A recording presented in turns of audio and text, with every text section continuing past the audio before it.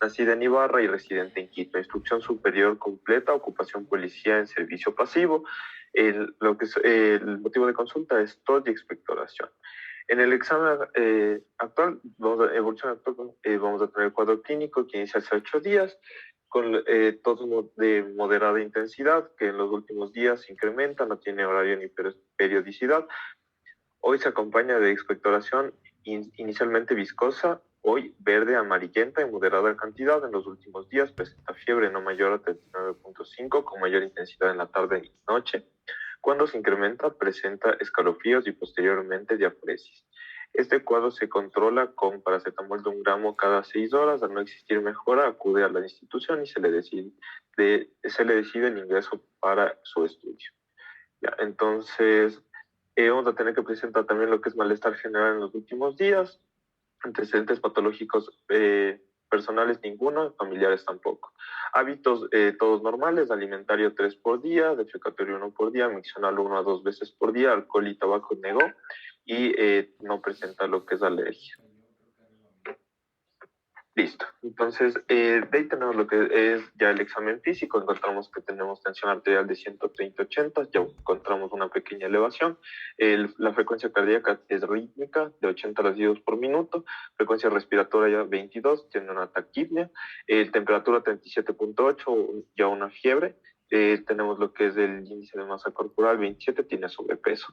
Consciente orientado en tiempo y espacio, conjuntivas rosadas, orofaringe no congestivas, cuello sin adenopatías periféricas, tórax derecho, encontramos lo que es la expansibilidad disminuida, frémito aumentado, matidez y murmullo vesicular abolido. Pues por aquí ya podemos orientar lo que es el problema. Luego tenemos el tórax izquierdo normal. Listo. De aquí tenemos lo que es el corazón, lo encontramos rítmico, latido en punta, visible en la línea media clavicular izquierda. Ya nos puede marcar que puede existir alguna afección cardíaca. No existen soplos, abdomen normal, regiones digitales normal, región anoperinal no se evalúa y extremidades normales. El neurológico igual está normal. Listo. Entonces vamos a iniciar con lo que es la lista de problemas. Entonces, vamos a tener primero que ya presenta un factor de riesgo, es que la mujer es de 55 años. Ya. Entonces, aquí tenemos síntomas principales, el que vino, por ejemplo, la tos y la expectoración. También podemos hay la presencia de astenia con el cansancio y el malestar que presenta la paciente. En signos tenemos la fiebre, diaforesis, sobrepeso, taquipnea, expansibilidad disminuida, lo que es el frémito aumentado, la matidez y el murmullo vesicular abolido a nivel del tórax derecho y lo que es el latido en punta visible. Listo. Entonces vamos a iniciar con lo que sería la tos. Entonces, cuando nosotros hablamos ya de lo que sería la tos, vamos a tener que existen 2 vías nerviosas que participan a nivel de lo que sería la tos. Entonces, tenemos lo que es la vía aferente que comprende al nervio vago y a las ramas del glosofaringio que llegan al centro de la tos, ubicado en el sistema nervioso central a nivel de la médula oblonga. Y la vía eferente que comprende los nervios vagos, el frénico, el espinal, espinales motores, lo que es que va a inervar la faringe, el diafragma, los músculos de la pared torácica, el músculo de la pared abdominal y del piso pélvico. Entonces, vamos a tener que, básicamente los receptores de la tos, todos se van a estar ubicados a nivel de lo que sería la vía aérea baja, a lo que es la laringe y la tráquea, y en la bifurcación, en lo que es la carina y los bronquios. Entonces, de aquí va a ir por la vía ascendente y va a ir a lo que es del núcleo del tracto solitario a nivel ya de lo que sería el puente cerebral, y luego de eso va a subir por las vías ascendentes, va a ir a nivel subcortical y luego de eso va a ir a lo que es a nivel subcontinuo. Entonces aquí vamos a tener una interacción entre lo que sería el lóbulo frontal, el lóbulo prefrontal y también lo que es el temporal. Entonces a nivel frontal vamos a tener lo que es ya la procesación cognitiva y la procesación motor. Y a nivel de lo que sería ya el temporal, lo que es el proceso sensitivo. De aquí del cognitivo más del motor se va a lanzar lo que es una señal que va a descender y va a ir nuevamente a lo que sería generando un patrón central que se le llama igual a nivel de lo que sería a nivel del puente, y luego de eso vamos a tener que estos lanzan la señal hacia lo que son las neuronas motoras que van a controlar los músculos respiratorios y se va a producir lo que es la tos. Ya, entonces tenemos también lo que sería que la tos tiene tiene muchas causas, entonces eh, vamos a tener también que, les voy a explicar lo que es las tres fases de la tos, que vamos a tener lo que es la fase inicial, que corresponde a la inspiración profunda, la fase compresiva, que es donde se produce el cierre de la glotis, la relajación diafragmática, y luego de eso lo que es la contracción de la musculatura respiratoria, con un aumento de lo que es la presión intratorácica. Luego de eso tenemos la fase expulsiva en la que se abre la glotis de una forma súbita y de ahí produce el escape de lo que es el aire ya que está contenido en los pulmones. Entonces, en lo que son los desencadenantes de la tos, tenemos lo que son estimulantes irritativos, que pueden ser cuerpos extraños, gases, polvo, inflamatorios, como puede ser ya la faringitis, la laringitis, la traquitis o la bronquitis, las cuales se pueden producir por distintos microorganismos, lo que son mecánicos, que ya podemos encontrar neoplasias benignas o malignas, compresión extrínsecas, por tumores o por ganglios o aneurismas también pueden ir. Lo que son las causas obstructivas, que es la hiperreactividad bronquial o el asma, y también tenemos estímulos que no son pulmonares, como ya podría ser lo que son propiamente una irritación de la pleura, lo que es el diafragma o el pericardio, una distensión abdominal, irritación del conducto auditivo externo, presencia de sinusitis o reflujo gastroesofágico incluso. También tenemos que recordar, por ejemplo, lo que es la clasificación de la tos, porque vamos a tener lo que sería aguda, que es menor a 3 semanas, subaguda mayor a 3 semanas, pero menor a 8 semanas y mayor a 8 semanas. Entonces, ahí, por ejemplo, en este caso sería una tos aguda, porque está en menos de 3 semanas. Ya, de ahí también es importante mencionar los tipos de tos que nosotros podemos encontrar. En el caso de, bueno, podemos encontrar lo que serían, por ejemplo, eh, la siguiente, por favor. Lo que sería la tos seca, que es irritativa, característica de la primera fase de lo que es la traqueobronquitis aguda o de la pleuritis, que se caracteriza por una tos seca que aparece al final de la inspiración, que es una tos con una tonalidad clara y resonante. Tenemos lo que es la tos apagada, la cual es de una tonalidad débil, eh, tiene por una debilidad muscular o paresia muscular respiratoria. Esta es propia de personas que ya son mayores de edad, ancianos, o personas jóvenes que presentan lo que son patologías neuromusculares. Luego de eso tenemos lo que es la tos quintosa, que se caracteriza por tener 5 o más accesos de tos que termina en una inspiración prolongada y que es sibilante. Se le llama esta inspiración sibilante de reprise o de gatillo y elimina lo que es una expectoración filante espesa, es decir, con moco que es un poco transparente y puede causar lo que es vómitos o lo que se le llama la tos emetizante, que es propio de la tos convulsa, por ejemplo. Ahí tenemos lo que es la tos coqueluchoide. Cuando nosotros hablamos de la tos coqueluchoide, esta es similar a lo que sería la quintosa, pero esta no produce lo que es este moco que es filante, que es transparente en este caso. ¿Ya? Y es menos intensa y tiene menos duración. Puede producirse por lo que son síndromes mediastínicos, por compresión del vago, por tumores, por procesos inflamatorios que involucran lo que sería el vago en sí. Tenemos lo que es la tos perruna o ronca, que es intensa y grave, perdón, y es similar al ladrido de un perro. Entonces, esta es propia de lo que sería la traquitis, por ejemplo, o que se acompaña de una sensación de lesión o de una herida retroesternal, es decir, el paciente va a sentir que cada que tose le están desgarrando por dentro. La tos afónica, que se caracteriza por ser de un tono bajo y también que se debe por lesiones principalmente inflamatorias o neoplásicas. Y estas tienden a destruir lo que son las cuerdas, las, puede existir lo que es la destrucción de las cuerdas vocales cuando existe esta tos afónica. Finalmente, lo que es la tos bitonal, que es la tos con 2 tonos de sonidos acompañado por una voz bitonal. Debido a lo que es la parálisis de las cuerdas vocales, más frecuentemente en lo que es la parte izquierda y es producida por aneurismas del callado aórtico, por tumores mediastínicos o por tumores pulmonales que comprometen al nervio recurrente. Ya. Entonces, en este caso, nosotros vamos a tener que, por ejemplo, el caso de la paciente es una tos productiva, se la podría denominar mucopurulenta, por lo que es de color amarillo verdoso. Entonces, esta de aquí, como les mencioné, es aguda y, por ejemplo, ya por todas las características que estamos viendo, podríamos nosotros hablar de lo que sería, podríamos tener una idea de que podría ser asma, podría ser también una enfermedad cardíaca, en este caso una insuficiencia cardíaca, podrían haber ya lo que sería problemas de pulmón, podríamos hablar de un neumotórax o de una neumonía.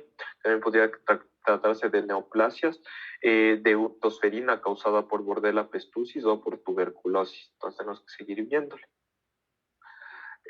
Listo. Siguiente, por favor.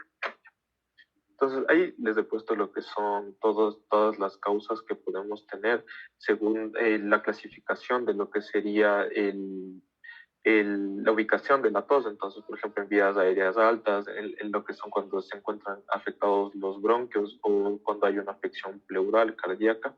Entonces, las causas principales. Listo. Entonces, luego de eso vamos a hablar de lo que sería, en este caso, la expectoración. Entonces, cuando nosotros hablamos de la expectoración, tenemos que esto va a ser producido principalmente por una reacción a nivel de lo que sería a nivel de lo que serían las glándulas mucosas en el tracto respiratorio por parte de las células caliciformes del epitelio, y lo normal que se produce es de 100 mililitros por día. Y ahí estos se degluten constantemente sin ser percibidos por la persona. Una vez que supera esta cantidad de 150 en realidad mililitros, ya la persona puede empezar a tener lo que es la expectoración ya abundante, la cual saca por la boca.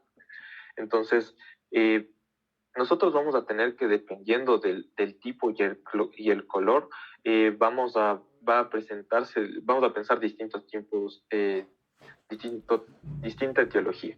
Lo que sería, por ejemplo, el ceroso, que va a ser claro amarillo o que tiene el esputo en clara de huevo. También tenemos lo que es el asalmonado, en el cual vamos a tener que, se le llama también el lavado de carne, que puede pertenecer, por ejemplo, cuando hay un edema agudo de pulmón, el que es espumoso, que es cuando existe un edema alveolar, cuando hay una insuficiencia cardíaca, el que es mucoso, que es incoloro transparente, que se observa en los estados crónicos, que puede ser por asma, sinusitis o bronquitis, el muco purulento, que indica que hay una infección ya a nivel pulmonar. Este es característicamente de color amarillo verdoso y se da por la acción de los neutrófilos que están inflamando y se está produciendo una lesión, un daño a nivel también de lo que sería el del pulmón. El que es del perlado, que se le conoce también como con cristales de Leyden, que el perlado es que no hay infección, pero puede producirse por un transudado. El numular, que es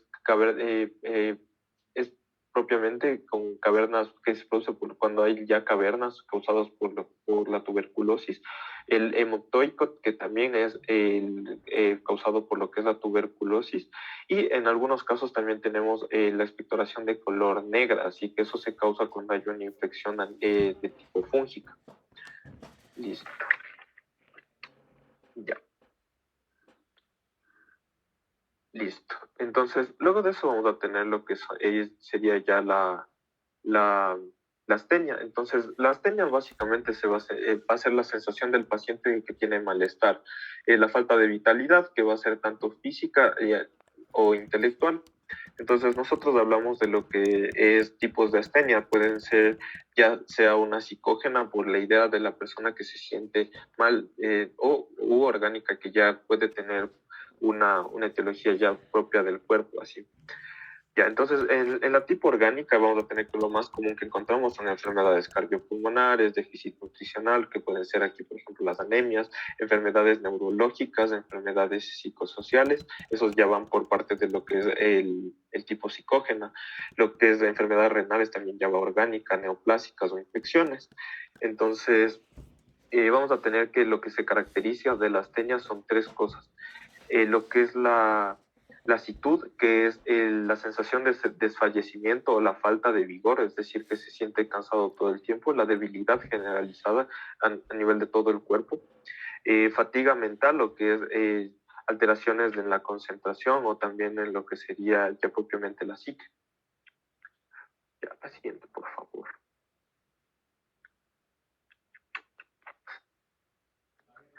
Ya. Entonces, luego de eso vamos a analizar lo que sería la fiebre.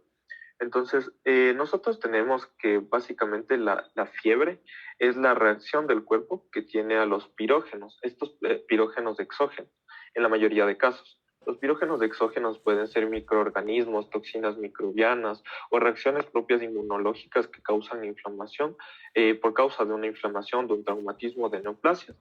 Entonces, todos estos pirógenos exógenos lo que hacen es la activación del sistema inmune. Entonces ahí se van a activar lo que son los monocitos, los macrófagos, los neutrófilos y algunos linfocitos T. Eh, Luego de eso, estos se van a presentar en lo que son las células endoteliales y van a crear, o sea, interleucina 1, van a sintetizar y van a empezar a liberar lo que son citocinas pirogénicas.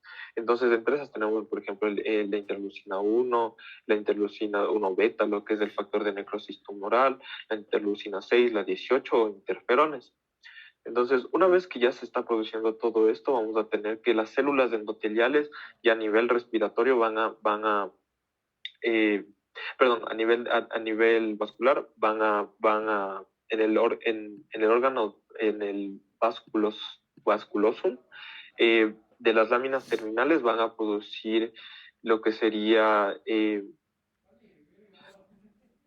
el PGE, y luego de eso estos van a ir a las células gliales hipotalámicas y van a producir AMP cíclico.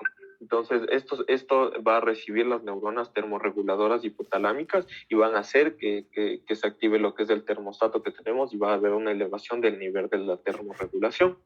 Entonces, ahí eso ya es una reacción a nivel cerebral por citocinas pirogénicas.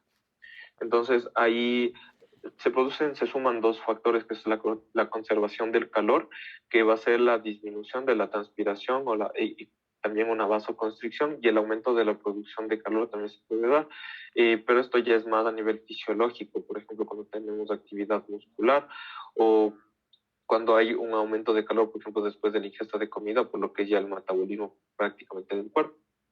Entonces, luego de eso, estos tres factores se van a unir y van a producir ya lo que sería la fiebre.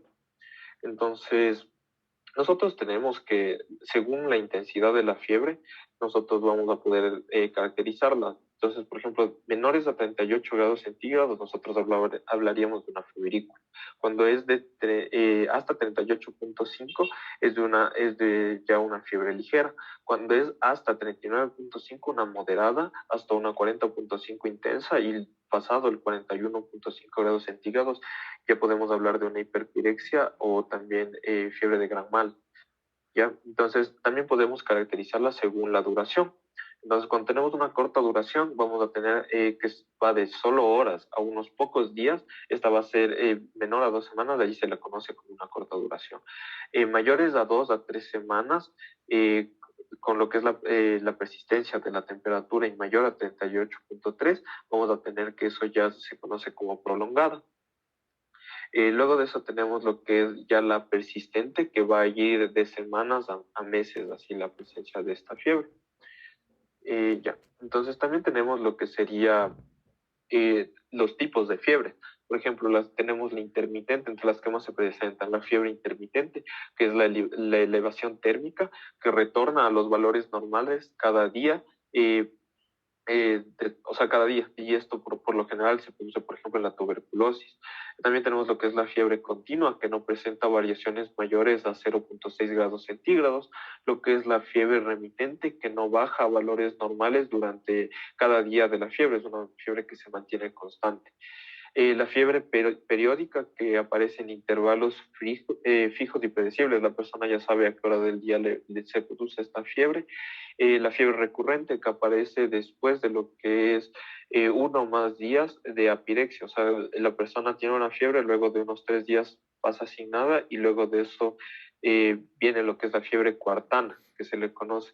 Entonces, estos picos se suelen presentar cada 72 horas y, por ejemplo, es característico de lo que es el paludismo. Eso. Eh, tenemos lo que es ya la diaforesis. Entonces, cuando nosotros hablamos de lo que es la diaforesis, hablamos básicamente de lo que sería la eliminación, el sudor que se le llama. Entonces, todo esto va a iniciar con lo que sería la parte del calor. Entonces, una vez que hay calor, se activan lo que son los termorreceptores a nivel de lo que es la corteza cerebral y del hipotálamo. Entonces, el hipotálamo, como ya vimos, lo que busca es descender esta temperatura, el calor corporal, y lo que hace es eh, activar el sistema nervioso simpático y de esta manera, mediante vías colinérgicas, activa lo que es la sudoración y mediante vías adrenérgicas, lo que es la vasorelajación cutánea. Todo esto va a sumarse y va a formar lo que es la pérdida de calor. Entonces vamos a tener que en la diaforesis básicamente puede causarse por enfermedades, por ejemplo, neurológicas. Tenemos el accidente cerebrovascular, la neuropatía autonómica, trastornos del sueño como son las pesadillas nocturnas, lo que es el síndrome de piernas inquietas, lo que son síndromes de abstinencia, que es del alcohol, la cocaína o los opioides, y la miscelánea, que es por reflujo gastroesofágico, trastornos de ansiedades o artritis temporales. También hay algunos casos que no le he puesto, que es las enfermedades, por ejemplo, también inmunes. Es característico, por ejemplo, las diaforesis nocturnas cuando nosotros tenemos síndrome de inmunodeficiencia adquirida, ¿ya? Y cuando ya están en etapas avanzadas. Listo. Ya, cuando nosotros hablamos de lo que sería ya la taquipnea, eh, básicamente es el aumento de la frecuencia respiratoria a más de 20 por minuto, lo normal es de 16 a 20. Entonces, esto es por lo general la taquipnea se presenta como lo que sería una respuesta de adaptación de parte del corazón para suplir lo que sería como un método de adaptación, o sea, de compensación. ¿Ya? Entonces, por lo general, esto se puede producir por lo que es la hipoxemia, por lo que es la acidemia, también por la hipotensión arterial, cuando hay una hemorragia, todo esto puede producir lo que es una taquipnea. También se la conoce cuando hay daños a nivel cardíaco, entonces puede presentarse también en lo que son insuficiencias cardíacas, ya sean agudas o crónicas o congestivas. Eh, y eso básicamente con lo de la taquipnea. Ya. Entonces, luego de eso nosotros ya hablamos de lo que sería la expansibilidad disminuida, femitobolito y matidez que se presentaba, y el murmullo vesicular abolido que se presentaba a nivel derecho de la paciente. Entonces, nosotros para todo esto vamos a tener que básicamente tener en cuenta lo que sería la palpación y la percusión también, para nosotros determinar qué podría estar sucediendo en lo que sería en la parte de los pulmones de la paciente. Entonces, por ejemplo, cuando nosotros hacemos la palpación, nosotros tenemos lo que es la palpación general de las partes blandas de la caja torácica. Entonces, aquí podemos encontrar lo que es la alteración de la sensibilidad. Entonces, ahí lo que nosotros hacemos es la examinación del dolor torácico al palpar lo que sería la piel, el tejido subcutáneo mucoso, el cartílago o el hueso. Entonces, por ejemplo, la alteración de la sensibilidad se puede encontrar cambiada en lo que son síndromes de Tietze, fracturas y fístulas, en neuralgias intercostales. También podemos en la palpación encontrar lo que son adenopatías, que por lo general se encuentran en la región supraclavicular, en el cuello, en las axilas o en las partes laterales del tórax, a nivel de las costillas. Entonces, por ejemplo, lo más común cuando nosotros encontramos ya una adenopatía, podríamos pensar en un cáncer broncógeno, que estas suelen causar adenopatías con frecuencia. Tenemos el frémito o roce pleural.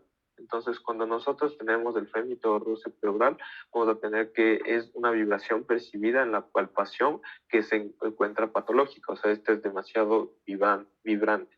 Y esta se origina por el roce que hay entre ambas hojas pleurales inflamadas. El frémito brónquico o roncus palpable, que se produce cuando hay una secreción espesa que obstruye el árbol tráqueo-bronquial. En la palpación también podemos valorar lo que es la elasticidad torácica y la expansión torácica. Entonces, la elasticidad torácica se explora al colocar la palma delante de otra simétricamente opuesta por detrás. Entonces, encontramos lo que es la disminución de la elasticidad cuando ya hay alteraciones directamente de lo que sería la caja torácica o de los músculos de la caja torácica. Podemos encontrar esto en lo que son enfisemas, en el derrame pleural voluminoso, en tumores que pueden ser también unilaterales. En la expansión torácica vamos a tener que se colocan ambas manos en lo que es la parte de los vértices de las bases, por delante y por detrás. Entonces ahí podemos encontrar la que es la bilateral. Si encontramos una expansión torácica bilateral, podríamos pensar en un enfisema pulmonar. En unilateral, en atelectasias o neumotórax, y localizada cuando encontramos tuberculosis o cáncer de pulmón. Cuando nosotros también hablamos de lo que sería ya la percusión, vamos a tener que los sonidos que se obtienen son sonidos que se obtienen al momento en que percutimos el tórax, por la vibración de los cuerpos elásticos que emiten las ondas sonoras. Entonces vamos a evaluar 5 cosas aquí. Primero lo que es la sonoridad, luego lo que es la matidez, 3 el timpanismo, 4 la submatidez y 5 la hipersonoridad. Cuando hay sonoridad, se obtiene al percutir pidiéndole al paciente que tenga el pulmón aireado, o sea, que haya hecho una inspiración, y la intensidad va a ser fuerte, de tono bajo y de duración prolongada. Cuando hablamos de la matidez, vamos a tener que el pulmón ya no está con aire y no va a vibrar, obviamente. La intensidad es baja, el tono alto y la duración es breve. Es muy similar a, por ejemplo, cuando nosotros percutimos el hígado. Se siente como que algo duro. Ya, luego de eso tenemos lo que sería el timpanismo, que se escucha este sonido en el espacio Traube, que se le llama, el espacio de Traube, y esta intensidad es superior a 1 y 2 y tiene una duración máxima una duración máxima y tiene un tono intermedio. Cuando hablamos de la submatidez, vamos a tener que esta por lo general no se encuentra en el pulmón, pero se puede presentar a nivel hepático, en la quinta costilla derecha. Entonces, vamos a tener que esta es una sonoridad que se produce entre lo que es el pulmón y el hígado, básicamente. Y de ahí tenemos lo que es la hipersonoridad, que va a ser una variedad de la sonoridad que es mucho más fuerte, más grave y que tiene una prolongada duración. Esto ya se va a producir, por ejemplo, en los enfisemas y en las crisis asmáticas. Acerca de lo que yo les decía del límite del espacio semilunar de Traube, vamos a tener que en la parte, esto se va a evaluar básicamente en lo que sería el área de la matidez hepática, en lo que sería perdón, en la parte del hipocondrio izquierdo, y vamos a tener que, por ejemplo, arriba vamos a encontrar una zona de matidez cardíaca que se le llama, y con un borde inferior, al lado del borde inferior del pulmón izquierdo.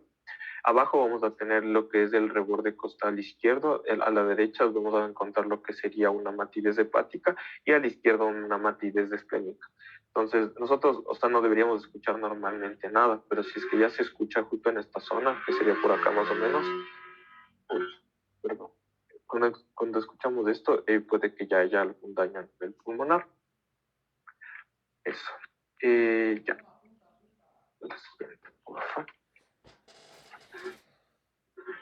Listo. Luego de eso tenemos lo que sería ya lo que hemos visto desde antes del latido o choque de punta, y esto se va a palpar a nivel de lo que es el quinto espacio intercostal izquierdo, y lo normal que nosotros, o sea, se le puede percibir de los 20 a los 40 años. Entonces nosotros recordamos que en esta paciente tenía 55 años, por lo cual ya podemos decir que este latido o choque en punta es algo ya meramente patológico. Entonces, básicamente nosotros podemos dividirle, la causa siempre va a ser cardíaca, y ahí por lo general se produce por una hipertrofia ventricular izquierda. Entonces, nosotros tenemos que básicamente pueden producirse por dos cosas, una insuficiencia mitral o por una insuficiencia aórtica. Cuando nosotros tenemos la insuficiencia mitral, es un choque apexiano que es breve, es intenso y es amplio. En cambio, cuando es un choque, es por una insuficiencia aórtica, el choque apexiano va a ser amplio, o sea, es intenso, amplio, pero es breve.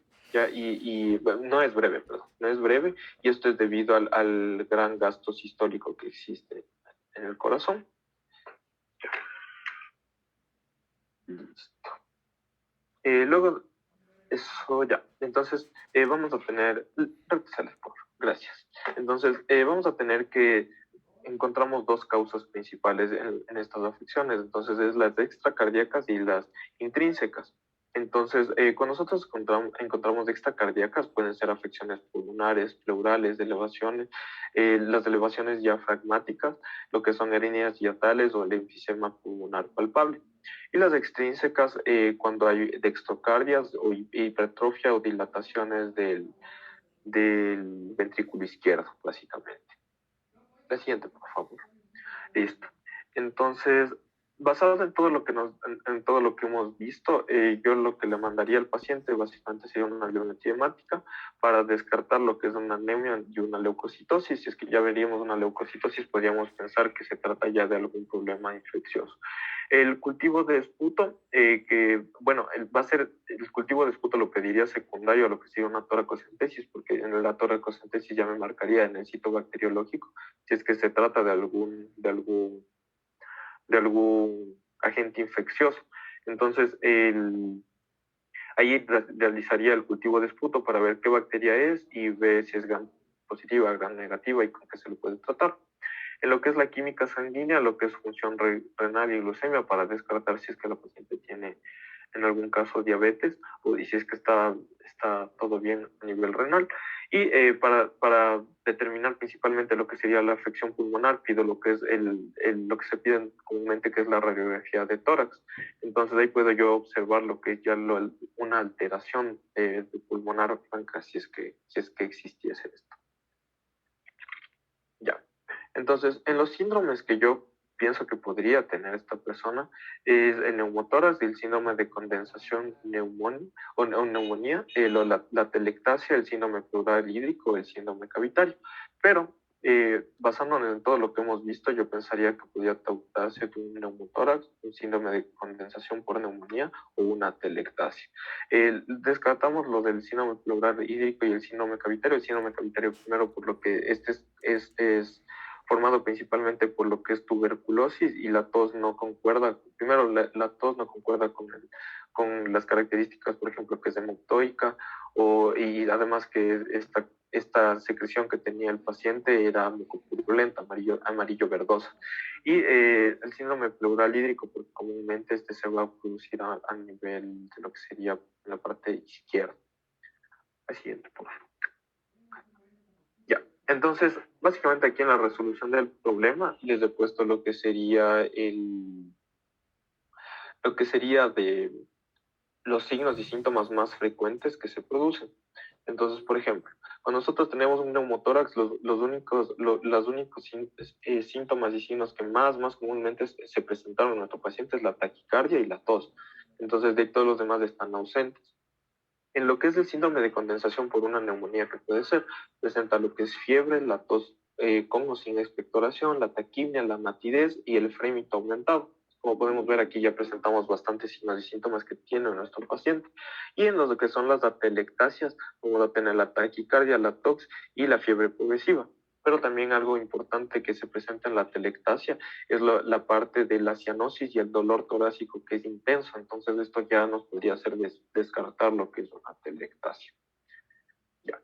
Entonces ya para ir finalizando, o sea, ya en mi hipótesis diagnóstica final, yo pensaría que se trata de un síndrome de condensación que posiblemente está produciendo lo que es una insuficiencia cardíaca aguda. Entonces, debemos recordar que, por ejemplo, en algunos estudios se ha visto que la neumonía sí es capaz de producir lo que es una insuficiencia cardíaca aguda, ¿ya? Y esto básicamente se da por lo que por microorganismos como los más habituales que suelen producir esto, lo que es el Streptococcus pneumoniae o el Staphylococcus aureus a nivel pulmonar. Entonces, vamos a tener que básicamente la neumonía puede afectar a lo que es el sistema cardiovascular, produciendo lo que es la insuficiencia cardíaca aguda. ¿Cómo hace esto? Recuerdo que había leído que es por una afectación a nivel de lo que es el endotelio vascular. Entonces, y también de los vasos periféricos que producen una respuesta de hiperemia reactiva. Entonces, aquí también hay un aumento de lo que sería la resistencia vascular periférica. Y esto también produce lo que es una depresión a nivel de lo que es la funcionalidad del corazón y puede causar lo que es una miocarditis también en el peor de los casos. Y ya, básicamente ese es mi diagnóstico. Muchas gracias. Bueno, déjenme compartir. A ver.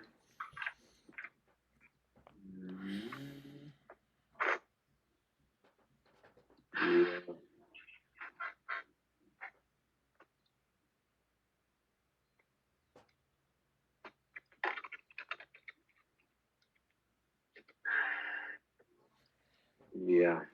Entonces, cuando hablamos de los síndromes pulmonares, sí, cuando hablamos de los síndromes pulmonares, usted debe tener en cuenta algunas consideraciones. Voy a intentar dibujar una tráquea. Déjenme aquí y voy a tratar de hacer un pulmón. Entonces, ya. Y aquí voy a esquematizar. Esto por afuera va a ser la pleura. Entonces, la pleura, ya. Y ese es el espacio interpleural.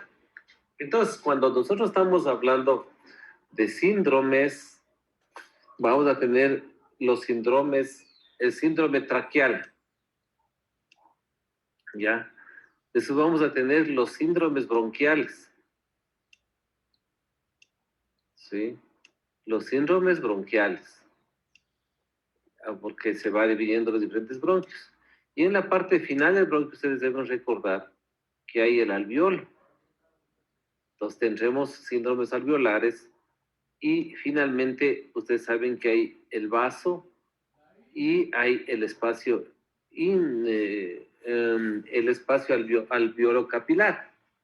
Entonces acá cuando vamos hablando, tenemos aquí el síndrome traqueal, tenemos acá los síndromes bronquiales, tenemos acá los síndromes de condensación y tenemos aquí los síndromes de los intersticiales, del intersticio. Y si vamos un poquito más adentro, vamos a tener aquí el vaso, hagámosle un vasito, ¿sí? Vamos a tener los síndromes vasculares, ¿sí? Y si salimos un poquito acá, vamos a tener los síndromes pleurales. Qué pena que no se pueda dibujar en una pizarra, pero bueno, en todo caso, yo creo que sí me entienden, ¿no? Acá vamos a tener toda esta parte, vamos a tener los síndromes mediastínicos. Entonces, cuando nosotros estamos valorando, cuando estamos estudiando la parte pulmonar, además de coger el síntoma, además de coger el síntoma y el signo, al final vamos a terminar poniendo esos síndromes. Y para eso tenemos el síntoma, tenemos el signo.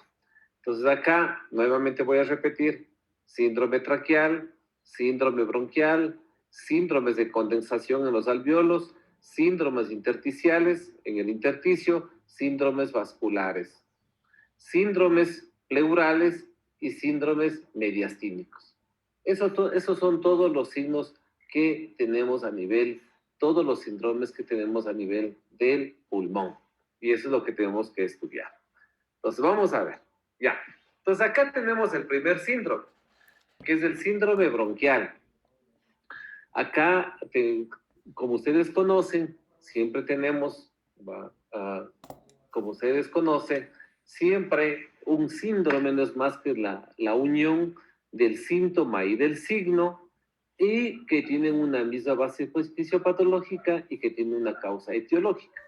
Entonces acá, como muy bien acaba de hacer el análisis de la fisiopatología de la tos, no es más que un arco reflejo que pueden hacer no solo nace en todos los, como es en todo el componente superior, inclusive hasta en el oído, cuando ustedes se introducen algún cotonete, alguna gasa, alguna cosa, le puede dar tos, porque están estimulando el reflejo, la vía aferente.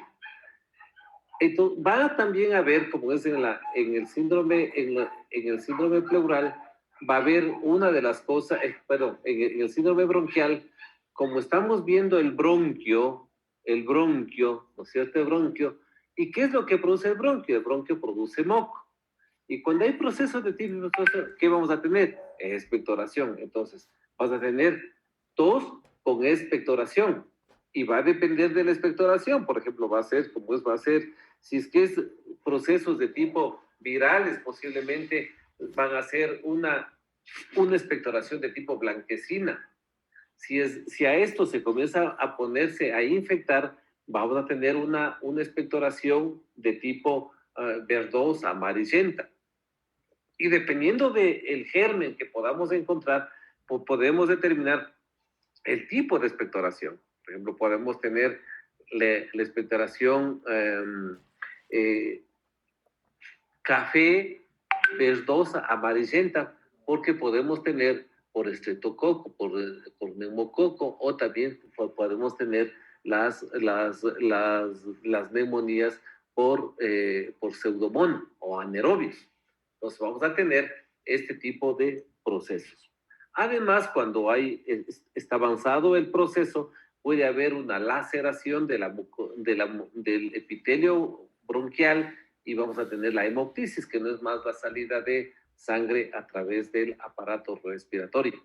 Y si es que hay una broncoconstricción intensa, como ya lo dijo, como es su compañero, en el asma, por ejemplo, hay una broncoconstricción y vamos a tener la disnea, porque se va a tener dificultad para respirar. Pero a eso en este componente vamos a tener los estertores, que son los ruidos sobreañadidos que podemos escuchar en el pulmón. Pues ahí tenemos dos tipos, los secos y los húmedos. ¿Cuáles son los secos? El roncus y sibilancias. Todos, el ronco y la sibilancia producen es la misma causa fisiopatológica, que es broncoconstricción, o se cierra el bronquio por alguna causa. Puede haber edema de la mucosa bronquial, se cierra y nos va a dar el sonido de silbidos o de ronquidos. Entonces, eso es el roncus y sibilancias. La diferencia, ¿cuál es la diferencia de roncus? Que está a nivel de tráquea y broncos de primero o segundo orden, mientras que las sibilancias están en broncos más alejados, porque son broncos pequeños. Cuando en una historia clínica o cuando estamos examinando, escuchamos pacientes con roncos y sibilancia, quiere decir que hay una broncoconstricción a nivel pulmonar. Pero como estamos hablando de síndrome bronquial y puede estos producir también secreción a nivel bronquial, lo que vamos a tener estertores crepitantes y subcrepitantes. Entonces, cuando usted escuche en la historia clínica que diga presencia de crepitantes y subcrepitantes, lo que quiere decir es que hay secreción en el árbol bronquial. Punto. Eso es todo.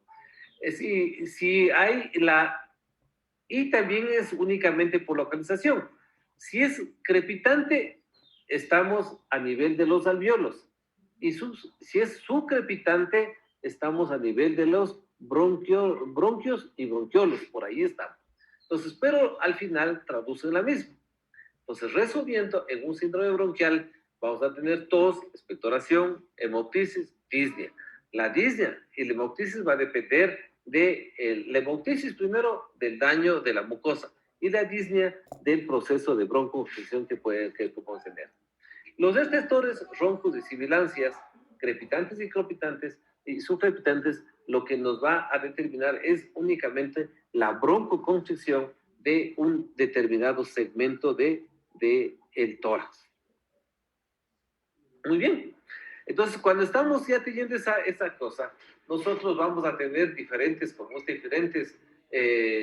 enfermedades y ahí ya viene el diagnóstico diferencial, qué es lo que tiene. Hay una obstrucción laringea, por ejemplo, la obstrucción laringea nos va a dar más roncos, sonidos traqueales en los dos tiempos, el ruido bronquial que se llama, y se escucha tanto inspiración como expiración. Mientras que el asma bronquial van a la parte más fina y lo que más vamos a tener es disnea y sibilancias, más que otras patologías. Muy bien, entonces aquí, ¿cuáles son las patologías que me pueden dar este síndrome bronquial? Entonces aquí tenemos primero la bronquitis crónica, la bronquitis aguda, las bronquiectasias y el asma. Si ustedes ven, ahí todo está, el componente bronquial está en el síndrome bronquial. Entonces, va a ser agudo, va a ser crónico. La bronquiectasia, por ejemplo, los fumadores crónicos, cuando dañan, ¿qué produce el fumador crónico o el que trabaja en algún centro en donde hay las enfermedades profesionales? Se daña el epitelio y comienza a hacer sacos, y eso se le conoce a las dilataciones bronquiales, le conocemos como bronquiectasias. Por eso los pacientes que tienen bronquiectasias deben tener un antecedente de algo, de trabajar en alguna parte, de ser fumador o lo que sea, para que haga un daño. Y el asma o la crisis asmática también tenemos en personas con antecedentes personales, pues pueden debutar en la primera infancia, o después pueden como debutar en la parte posterior, pero no como crisis asmática, sino ya como una enfermedad que produce una broncoconstricción. Ya, ¿cuáles son los exámenes que nosotros debemos tener? Pedir en estos pacientes, además de los exámenes que dijo su compañero, hay que pedir también un bacteriológico de esputo, porque como ustedes acaban de escuchar, al tener crepitantes y subcrepitantes en el árbol bronquial, estos pacientes se pueden infectar y nos pueden dar las bronconeumonías. ¿Qué es bronconeumonía? Es infección del bronquio y del alveolo. Ya voy a explicar cómo es un poquito más, porque el siguiente en el gráfico que les acabo de hacer, ahí está el síndrome de condensación pulmonar. Es muy importante la RX de tórax, ¿sí? Porque eso nos va a permitir ver qué problemas tenemos a nivel pulmonar y poder sacar algún diagnóstico diferencial. En algunos casos podremos necesitar hacer una broncoscopía. Por ejemplo, ¿quiénes? Son pacientes que como es que pueden estar tosiendo muchos años, son pacientes que pueden tener hemoptisis o que estén bajando de peso, porque también en síndromes bronquiales pueden también confundirse con un proceso de tipo neoplásico. Y el cáncer de pulmón, ¿dónde nace? A nivel del alveolo, como es a nivel del bronquio, y ahí está naciendo. Entonces, cualquier paciente con tos crónica, con hemoptisis o que está bajando de peso, hay que pensar en que se puede estar con un síndrome bronquial y podemos pedir una broncoscopía. Y en pacientes que están con crisis asmáticos o tienen procesos EPOC, por ejemplo, la enfermedad pulmonar obstructiva crónica, que está enmarcando a 3 patologías: las bronquitis, las bronquiectasias y las crisis asmáticas. Y también los enfisemas están entrando en esta que se llama enfermedad pulmonar obstructiva crónica. La espirometría lo único que nos va a servir es para determinar cómo está el volumen inspiratorio y expiratorio a nivel pulmonar. Y vamos a pedir, como es en este momento, vamos a pedir en donde es más importante la espirometría, en los pacientes con asma, para ver el grado y el compromiso que podemos tener. Entonces, estamos enfrentando en este momento al síndrome bronquial. Muy bien. Otro síndrome que también tenemos el síndrome de condensación. En el mismo gráfico, en la parte final del bronquio, va a dilatarse el alveolo. Entonces, ¿cuáles son los síntomas más frecuentes de este síndrome? Primerito, el dolor torácico, porque puede dar por la tos, la disnea, la tos, la expectoración y principalmente el cuadro febril. Claro, y la expectoración va a ser el 80-90% de pacientes tienen, tienen el problema es el problema infeccioso. Entonces la expectoración va a ser asalmonelada, va a ser como es verdosa, amarillenta, porque hay un proceso infeccioso. ¿Cuáles son los signos del síndrome de condensación? La expansividad disminuida, por supuesto, porque si es que ya no, ya no hay ingreso de aire al alveolo, ese pulmón ya no va a ventilar adecuadamente. Frémito aumentado, por supuesto, porque ¿qué es el frémito? El frémito no es nada más que la transmisión de la voz a través del árbol bronquial. Y si no tenemos, si está cerrado completamente el bronquio, como se hace sólido, eso va a producir un frémito aumentado. El murmullo puede estar disminuido en las primeras fases del síndrome de condensación, pero generalmente está abolido porque el alveolo se llena completamente de secreción. Por eso hace el síndrome de condensación. Porque ¿qué es el murmullo vesicular? El murmullo vesicular no es más que la entrada del aire al alveolo en la inspiración. Pero como ya no entra el aire al alveolo, entonces está lleno completamente de secreción. Hay otro signo que también es el soplo tubárico. Me gustaría que ustedes hagan como es un ejercicio y se pongan el estetoscopio, ¿no? Escuchen la respiración a nivel de la garganta. Ahí está la respiración ronca, fuerte, de una buena intensidad, tanto en la inspiración como en la expiración. Eso, si ese ruido traqueal que tenemos ahí, usted escucha a nivel de las bases pulmonares, eso se llama soplo tubárico y es característico del síndrome de condensación. Entonces, cuando usted busca semiológicamente, este signo, usted si está sospechando de una bronconeumonía o una neumonía, usted va a encontrar el soplo tubárico. Y el otro signo que también es característico del síndrome de condensación pulmonar es la pectoriloquia áfona. ¿Y qué es la pectoriloquia áfona? No es más que escuchar la palabra que se dice y se pronuncia suavemente, que ni el paciente se escucha. Y nosotros con el estetoscopio a nivel del pulmón lo escuchamos, pues claramente. ¿Y por qué se traduce eso? Porque como hay condensación pulmonar, eso nos va a ayudar a transmitir la voz. Entonces la voz cuchicheada se llama, que dice, diga 33, 33, y cada vez más bajo, más bajo, más bajo, hasta que solo él se escuche. Entonces, cuando hay este síndrome de condensación, usted puede escuchar clarito a nivel pulmonar, en la parte baja. Entonces, ahí tenemos los signos, y si ustedes revisan el caso clínico, tenemos expansividad disminuido, frémito aumentado, matidez, como decía Iván, estamos pegando a una masa sólida, y la condensación es una masa sólida. Soplo tubárico, pectoriloquia. Pueden combinarse también con receptores húmedos, crepitantes y subcrepitantes. Y nuevamente vuelvo a decir, ¿no es cierto?, que lo que traducen tanto el crepitante como el subcrepitante, lo único que traducen es secreción a nivel del bronquio y del alveolo. Generalmente uno escucha crepitantes o subcrepitantes con la primera fase de la neumonía, porque ya después, como se llena completamente, ya no hay el crepitante subcrepitante, entonces hay solo únicamente es el murmullo vesicular abolido, el frémito aumentado, la matidez, el soplo tubárico, y en ocasiones puede haber la pectoriloquia áfona. ¿Cuáles son las enfermedades que producen esto? Tenemos aquí la neumonía, eso es lo más típico.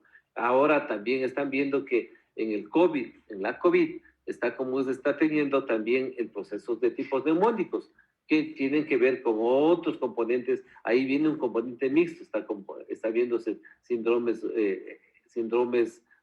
como bronquiales, síndromes alveolares, estamos viendo también procesos de daño del intersticio y también estamos viendo las trombosis. Entonces, como esta enfermedad, entonces están juntando varios síndromes en el tiempo. Aquí por aprendizaje, por aprendizaje, lo que estamos es tratando de condensar los síntomas vecinos de cada síndrome.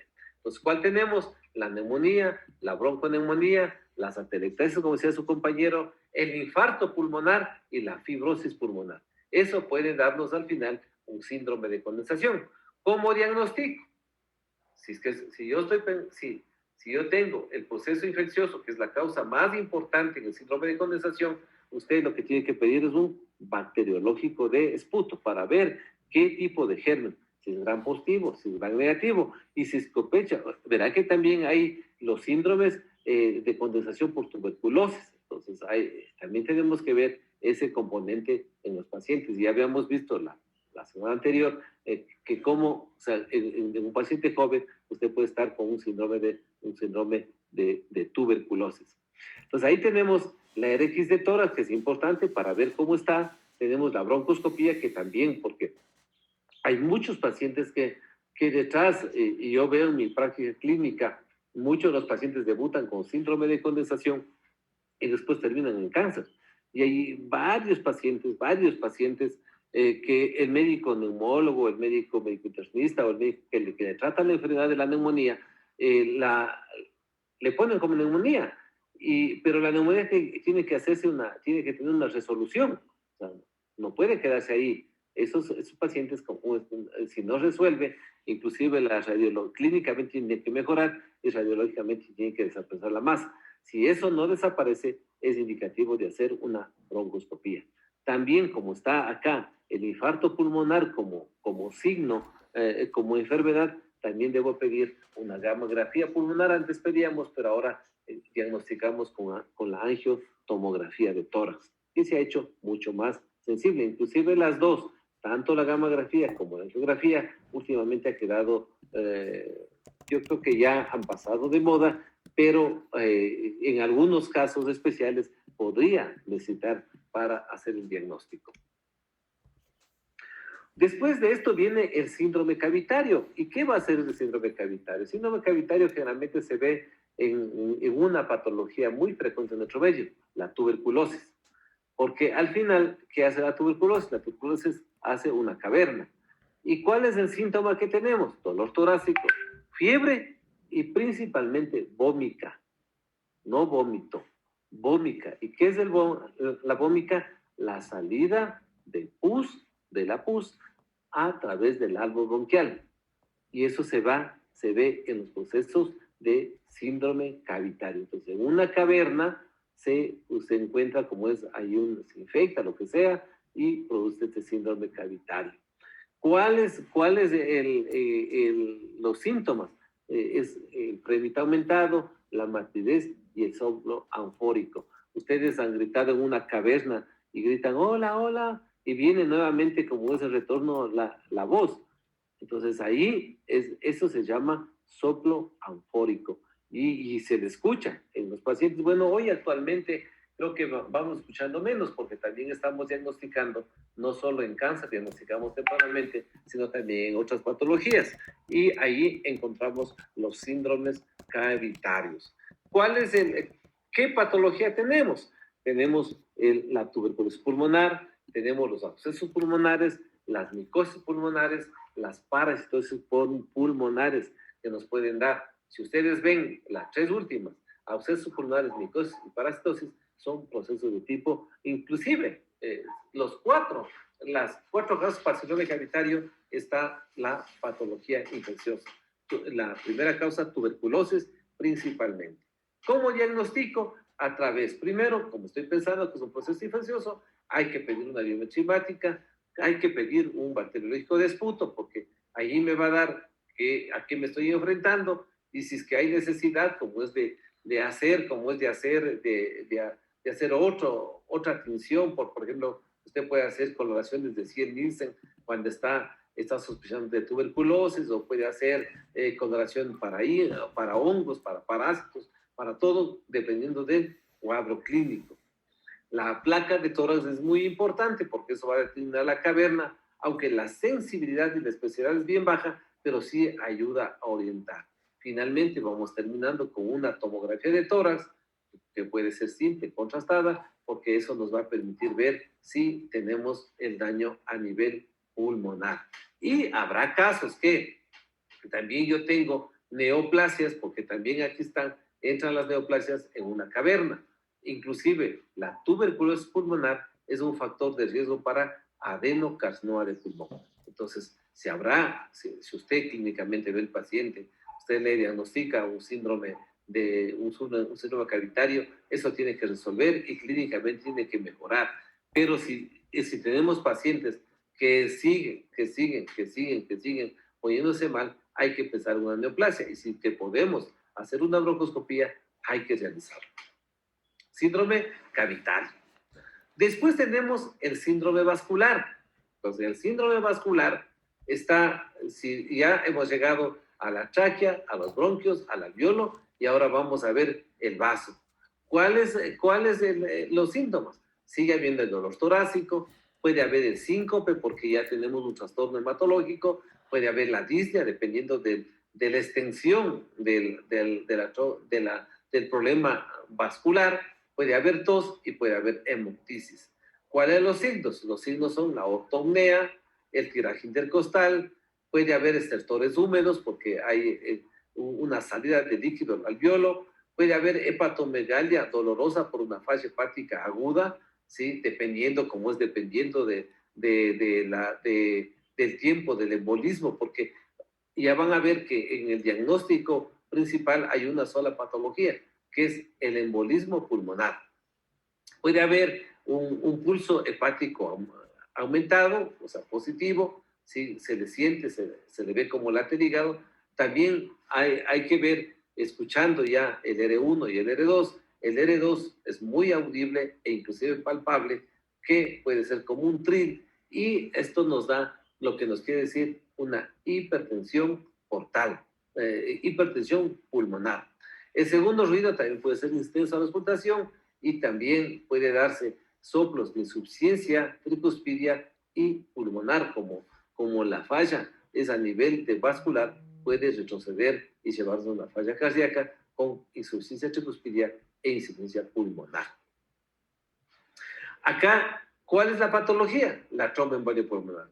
Y hoy, además de hacer estos exámenes, biometría, placa de tórax, siempre va a estar un electrocardiograma, porque como ahí tenemos pacientes que están con arritmias cardíacas, con todo, hay que hacer un ecocardiograma, porque usted tiene que ver cómo está la fracción de eyección, tiene que ver cómo está la parte de la funcionalidad cardíaca para seguir. Hay que hacer estudios hemodinámicos, TAC de tórax, todo, pero el diagnóstico actualmente es la angio-TAC pulmonar.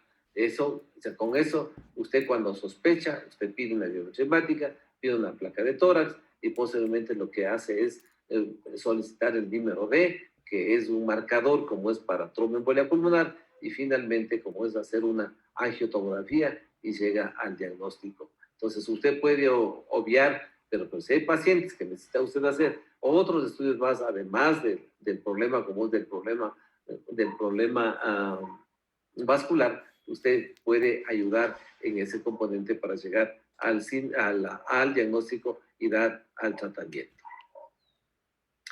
Voy a dibujar, porque aquí me parece que no copié en esta parte.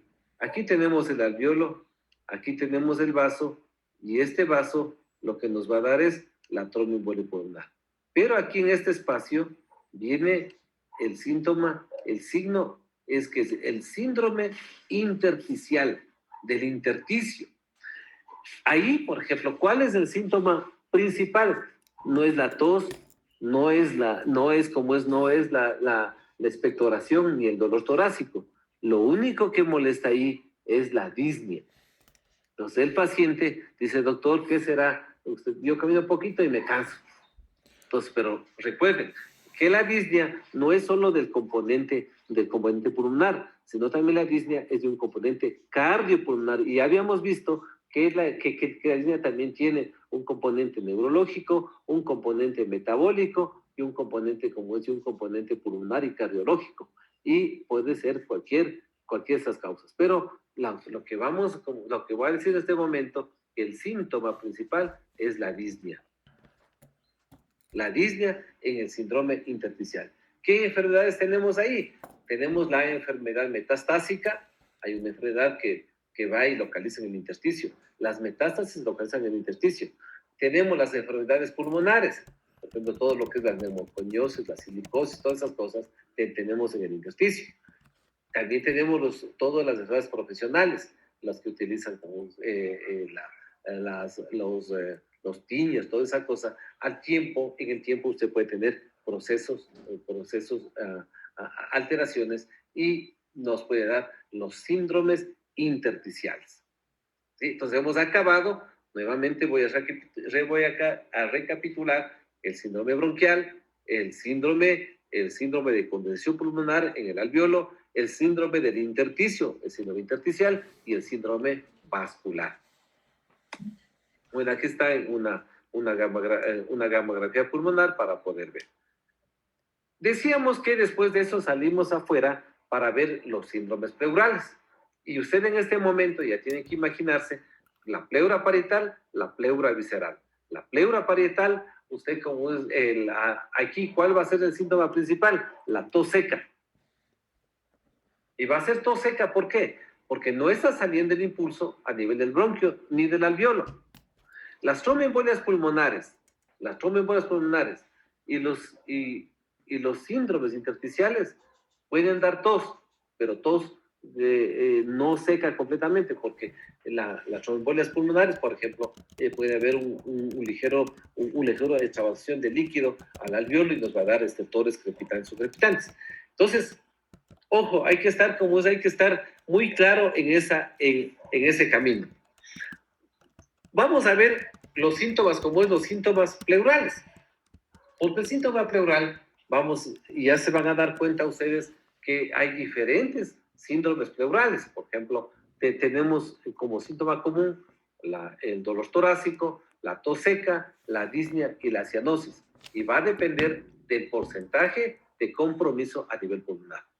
¿Cuáles son los signos? Expansividad disminuida, premetabolido, matidez y murmullo vesicular abolido. Esos son los síndromes pleurales. ¿Y por qué en la expansividad disminuida? Porque hay un colapso y una atelectasia pulmonar por cualquier cosa que se llene el espacio, sea de aire, sea de líquido, sea de pus, sea de linfa, cualquier cosa que nos puede dar a nivel del síndrome entre las dos pleuras. Usted puede tener un componente que se llene con algo.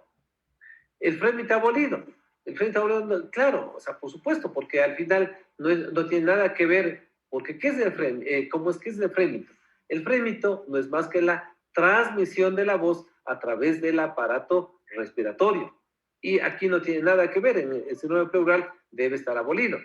Y la matidez también, o sea, la matidez existe porque cualquier cosa que se encuentre en el espacio pleural nos va a dar matidez, salvo una cosa, que es cuando encontramos aire, que es el neumotórax.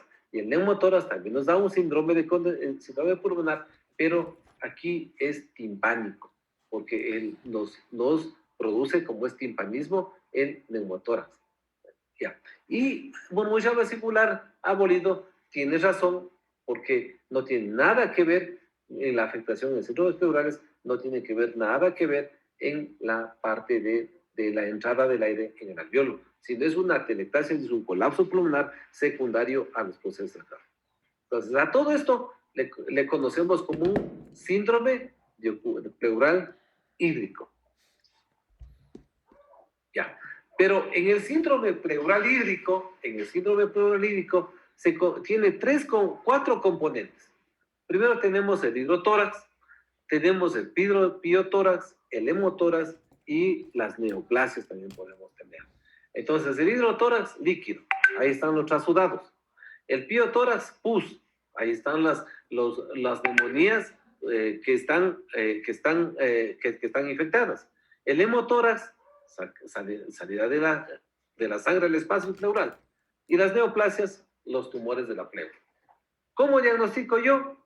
Facilito. la placa de tórax, que es fundamental, la TAC de tórax, que nos ayuda a ver cómo es el espacio. Hay que hacer cuando usted hay algunos síntomas. O sea, por ejemplo, el hidrotórax, si no es infeccioso, no va a haber fiebre, pero el piotórax sí nos va a dar fiebre, malestar general. El hemotórax nos va a dar, dependiendo de la cantidad de sangre que esté en el espacio, puede darnos también, inclusive nos puede dar un síndromes anémicos, y nos va a dar signos vasomotores. Y las neoplasias, si es que hay neoplasias, si usted sospecha, si es alguna cosa, lo que hay que hacer con la placa de tórax y la tomografía. ¿Qué debo solicitar yo cuando yo quiero investigar un síndrome de ocupación hídrica? Una toracocentesis y estudio de líquido. ¿Y qué debo pedir?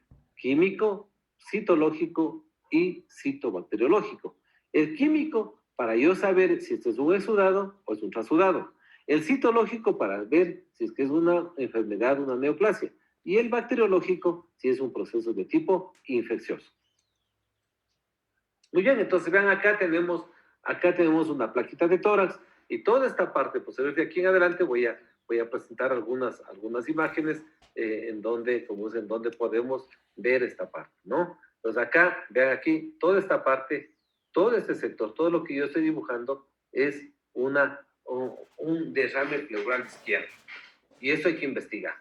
El derrame pleural izquierdo toca investigar, y en una clase ya les dije que cuando son derrames pleurales izquierdos hay que pensar en procesos infecciosos, como el chico que tuvo la tuberculosis y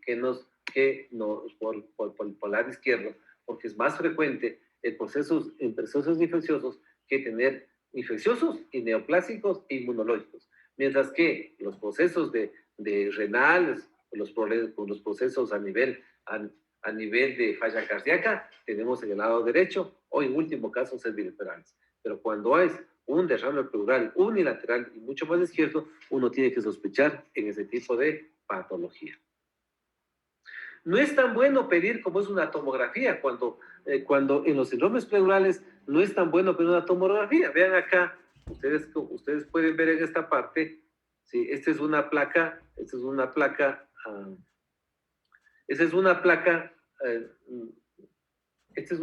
tomografía de tórax con ventana mediastímica, contrastada, porque si ven acá, esta es disculpen, voy a ver otro para que marque un amarillo, puede ser. Ya, entonces acá, de esta parte, esto es la aorta descendente. Todo esto, esa es la telectasia pulmonar, todo esto. ¿Ya? Y toda esta parte es de líquido. Vean cómo está aquí lo que produce cuando tenemos gran componente de agua, lo que produce es un síndrome de atelectasia pulmonar. Se colapsa completamente el pulmón porque ya no tiene dónde más. Y estos pacientes pueden tener disney. Entonces, cuando tenemos estos síndromes, y siempre recomiendo yo a mis estudiantes, de que no tenemos que hacer una tomografía, sino un ratito.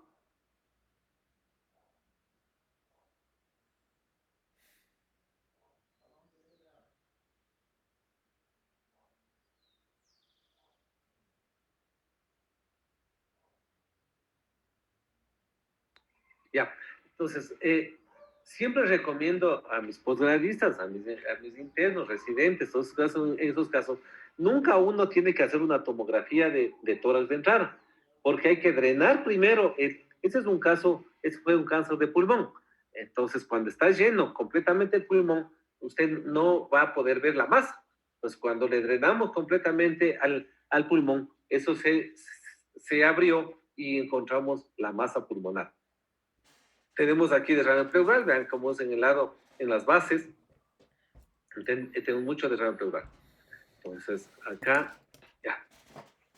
También tenemos en el mismo componente, ahora hemos visto el derrame pleural de ocupación hídrica, pero en esa parte de la ocupación hídrica, usted ya tenemos 3 cosas principales, 4 cosas principales. Primero, el hidrotórax, después el piotórax, después el hemotórax, y también hay uno que me estaba olvidando, que es el kilotórax.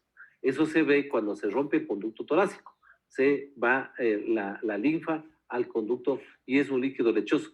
Por eso cuando uno hace clínica y llega como es, hace un diagnóstico tan sencillo, es como hoy al mediodía me consulta un paciente dice que comenzó a bajar de peso,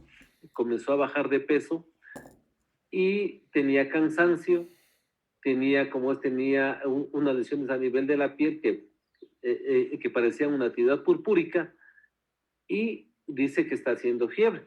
Entonces, le vemos al paciente y en el examen físico lo que encontramos era una hepatoesplenomegalia. Entonces ahí usted no tiene que perderse. Usted tiene un cuadro anémico, tiene un cuadro purpúrico y tiene como es una leucopenia pequeña. Entonces, ese es un trastorno hematológico. ¿Cuál es el diagnóstico con una hepatoesplenomegalia? Primerito, con los síntomas que tiene, una leucemia que puede ser aguda o que puede ser crónica. La segunda posibilidad es que sea un linfoma hepatoesplénico. Y la tercera posibilidad que existe es una cirrosis pulmonar. Pero, ¿cuál es cirrosis hepática, perdón? ¿Y cuál es el problema? Es que en la cirrosis hepática el hígado no hace hepatomegalia, salvo en fases muy tardías. Y este señor aparentemente encuentra toda su enfermedad hace como un mes. Entonces aquí hay algo agudo y puede ser tranquilamente una leucemia. Entonces hay que hacer diagnóstico. Entonces igual, cuando estamos viendo esos pacientes con problemas como es a nivel pulmonares, solo el hecho de introducir la agujita, usted puede ver la característica del líquido. Si usted sale transparente como la orina, usted tiene dos posibilidades. O es un exudado o es un transudado. Si usted sale sangre, ya está el diagnóstico, un hemotórax. Y si usted sale pus, piotórax. Y si sale blanco lechoso, quilotórax. Entonces, solo viendo la característica física de la función del líquido. ¿Ya? Más la clínica y usted tiene el diagnóstico. Acá tenemos lo que se llama el síndrome de ocupación gaseosa. ¿Cuál es la diferencia? Tiene dolor torácico, tos seca, disnea, cianosis, signos, espacialidad disminuida, frémita abolida, pero aquí se cambia una sola cosa. Y eso es lo que tienen que estudiar cuando tome el examen de esto. Porque aquí solo con la clínica usted ya puede llegar al diagnóstico. Timpanismo se va en el neumotórax, en nada más. Entonces, cuando tenemos un síndrome de ocupación hídrica, lo que le caracteriza es el timpanismo. Y el mononucleo vesicular, ausencia de mononucleo vesicular.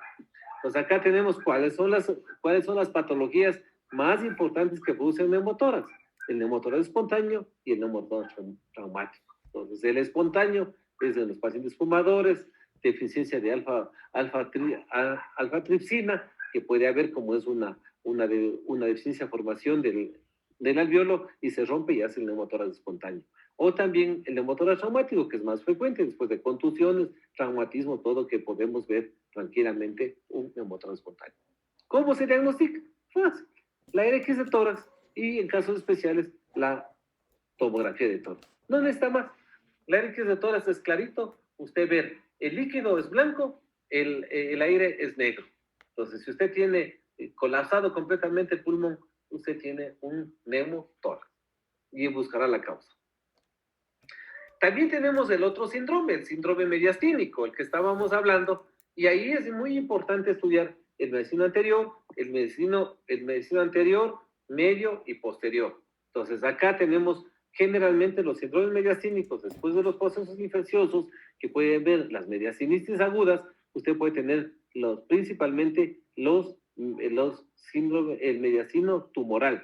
Entonces, aquí tenemos compartimentos anteriores, muy importante estudiar la anatomía de los que tiene el medicino anterior, que tiene el medicino medio, que tiene el medicino posterior, porque ahí vamos a encontrar los diferentes tumores. Vean acá, en el medicino anterior tenemos los tumores tímicos, los tumores embrionarios de extragonadales, tenemos las masas tiroides, las masas paratiroides, los tumores mesenquimatosos, los linfomas o las hernias de Morgagni, que también pueden darse como es en este componente. ¿Qué pasa en el medicino medio? Que tenemos las adenopatías benignas, los linfomas, las metástasis ganglionares, los quistes broncogénicos, las masas vasculares y las hernias de Bochadek, que yo la verdad que nunca he visto, pero se describe esas hernias, e inclusive en el medicina medio también puede haber las hernias hiatales. En los tumores posteriores tenemos los tumores neuroendogénicos, las partes de las hernias hiatales, los meningoceles, los quistes neuroentéricos, los quistes gastroentéricos, los quistes de conducto torácico y también los tumores de la columna. Y aquí lo que le está faltando en la parte, como es en la parte de aquí, tanto en el medio como en el posterior, tenemos los aneurismas de aorta. Bueno, aquí puede estar como las masas vasculares, pero ahí tenemos el aneurisma aórtico. Y así para una neumotecnia bien facilito, en el síndrome mediastínico tenemos las 3T. Se pone como se estudia como las 3T. Sí, esto es teratoma, esto es el timoma y este es el terrible linfoma. Entonces, si ustedes ven, acá tenemos las 3T cuando usted encuentre un síndrome mediastínico. El síndrome mediastínico también debuta con un síndrome de vena cava superior que hemos visto a nivel de las adenopatías, que cuando he dado adenopatías, y si no, entren a la página de ASOCEN, ahí está como es una conferencia de adenopatías, y ahí pueden como revisar todo lo que es el síndrome de la adenopatía benigna y la adenopatía maligna, y ahí está como es el componente, como es el componente de los 3T, teratoma, timoma y el terrible linfoma. Vean, justo han estado en el síndrome mediastínico. Este es un síndrome mediastínico. Aquí tenemos un síndrome de vena cava superior. ¿Qué es esto? La obstrucción de la llegada de la vena cava superior por el crecimiento ganglionar. Vean acá cuando hacemos la tomografía, vean cómo está esto, el mediastino ensanchado, ¿no? Aquí vemos un mediastino ensanchado, ¿sí? Y esto es un síndrome. Cuando hacemos una tomografía, ve acá tenemos el componente, ¿sí? Acá tenemos el componente. Yo creo que por tiempo, porque tengo clases también a las 6 de la tarde con posgrado. Vean, aquí está la masa, ¿sí? Y en esa masa está introducido la vena cava superior. Entonces, eso es lo que le produce el síndrome de vena cava superior. Tenemos aquí los derrames pleurales, ¿sí? Tenemos un ratito, voy a contestar porque ya posgrado, como están desesperados por ingresar.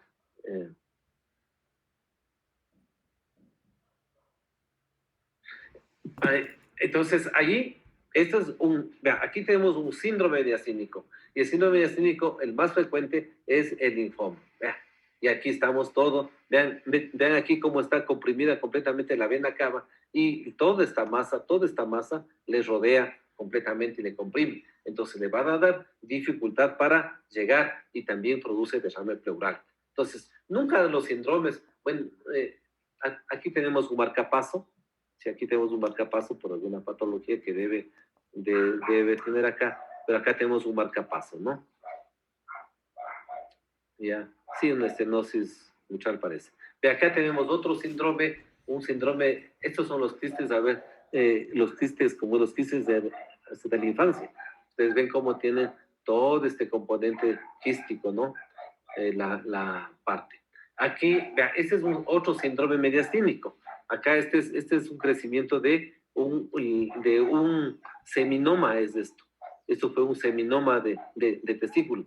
Vemos acá todo esto, toda esta masa, se ve que esa es una masa completa y esto es un crecimiento ganglionar. Esto fue un seminoma de testículo. Acá vemos igual, vea este síndrome como este síndrome mediastínico, que vemos acá toda una masa en mediastino con una condensación pulmonar, como derecha, y esto fue un cáncer de pulmón. O vemos aquí un derrame pleural, vean acá un derrame pleural, ¿sí? Un derrame pleural, ¿sí? De acá tenemos es lo que les decía, los abscesos pulmonares. De acá tenemos acá tengo, tengo aquí toda esta área aquí está el pulmón normal, ¿sí? Y toda esta área tengo una área de condensación pulmonar. Toda esta área. Y si ven estos pedazos, aquí, sí, estos pedazos son áreas que pueden hacer necrosis, que pueden ser alguna cosa, y lo que se produce es un absceso pulmonar.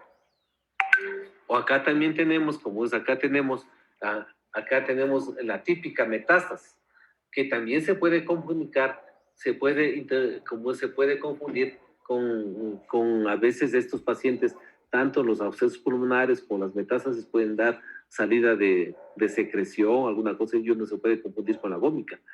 Pero esto, por ejemplo, fue una metástasis de un adenocarcinoma. Y ustedes saben que el adenocarcinoma, creo que fue no me acuerdo, creo que fue de colon, y ahí el adenocarcinoma era lo que teníamos ahí, mucina. Y aquí está un síndrome intersticial, ¿sí? Es una enfermedad, esta fue una enfermedad el intersticio a veces dan el cáncer bronquiolo alveolar. Una característica de ese tumor es que infiltra solo el intersticio, ¿sí? No afecta el bronquio, sino afecta el intersticio. Entonces tenemos el síndrome intersticial. De acá tenemos también como es más un infiltrado difuso, como es que tenemos, ¿no? Diferentes masas, más acá. Acá tenemos un pulmón enfisematoso. Un paciente que cocinaba con leña, y vemos acá cómo se pierde completamente el espacio. Y todas estas cosas son enfisemas, bulas enfisematosas. Acá también tengo otra bula enfisematosa, otra bula enfisematosa. Entonces, ¿cuál va a ser la clínica de estos pacientes? Va a ser la tos, va a ser la expectoración, va a ser la disnea, va a ser la cianosis, dependiendo del porcentaje de compromiso pulmonar. Vean cómo estamos acá completamente dañado, y esto es con secundario a tabaco.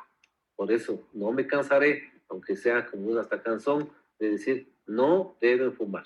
La gente no debe fumar. Y principalmente el médico no debe fumar, porque el médico al final es un efecto modélico de la gente, y si usted fuma, ¿cómo puede poner orden? Igual tampoco debe tomar, y tampoco, y debe tratar de manejar el peso. Entonces sí es bastante complejo esos tres, y como lo he escuchado, los que están en la conferencia, yo hablo de esa parte que es la trilogía de la muerte: la obesidad, el tabaquismo y el alcohol. Entonces uno no debe hacer conociendo mucho más todos esos casos. Acá es una enfermedad, esto ya es un cáncer de pulmón, como es acá, usted puede ver, este vuelta es el síndrome tumoral. El síndrome tumoral, acá tenemos una masa que puede confundirse tranquilamente. El síndrome tumoral se puede confundir con un problema de un síndrome de condensación. Puede tener la misma sintomatología, pero ¿cuál es la característica? Que puede dar metástasis, como acá tenemos en el hígado. Vean unas metástasis acá, ¿ya? Acá tenemos una metástasis, y también principalmente puede bajar de peso, que esa es una característica del síndrome tumoral. Acá tenemos la primera diapositiva, que tenemos ese derrame pleural. Muy bien, vamos a quedar ahí, no sé por tiempo. ¿Alguna pregunta que tengan? Tengo un minuto para entrar yo a posgrado. No sé, ¿alguna pregunta? ¿Ninguna? Creo que no, Doc. Ya, muy bien. Entonces vamos a seguir. Ya le envío. Tenemos el caso. ¿Cuál nos falta? 5 y 6, que ya son los últimos. El 5 y 6, por favor, yo ya le voy a enviar como los casos de gastroenterología, porque tenemos que caminar. Ya. El día jueves nos vemos como es con los casos de gastro, los dos últimos, y comenzamos ya gastro la próxima semana.